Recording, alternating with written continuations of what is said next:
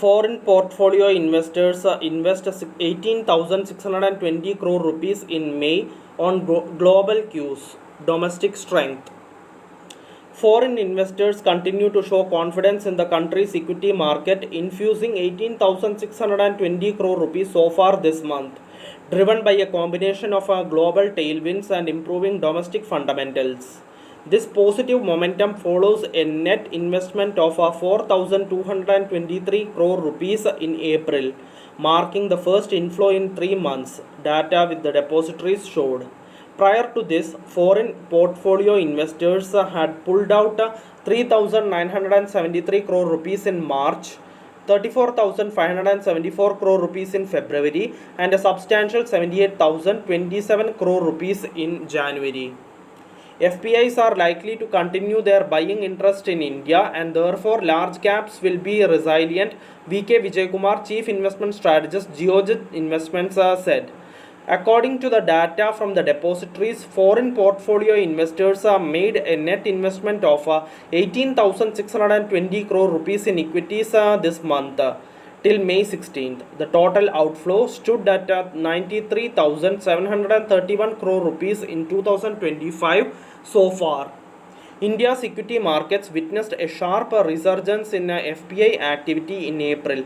The sustained buying spree that began in mid-April continued in the current month, reflecting renewed investor confidence. A key analyst was the announcement of a ceasefire between India and Pakistan, which eased regional tensions and lifted investor sentiment.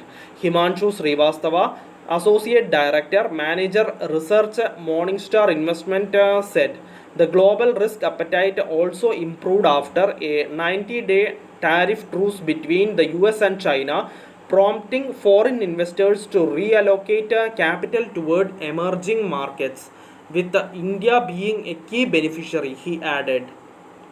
With the global trade scenario improving after the pause in trade war between the US and China and the end of India-Pakistan conflict, the investment scenario has improved. VK Vijaykumar, Chief Investment Strategist, Geojit Investments Limited, said. On the domestic front, India's strong growth outlook, accommodative monetary policy, and robust corporate earnings expectations supported the FPI's interest. On the other hand, FPIs withdrew 6,748 crore rupees from the debt general limit and invested 1,193 crore rupees in debt voluntary retention during the period under review.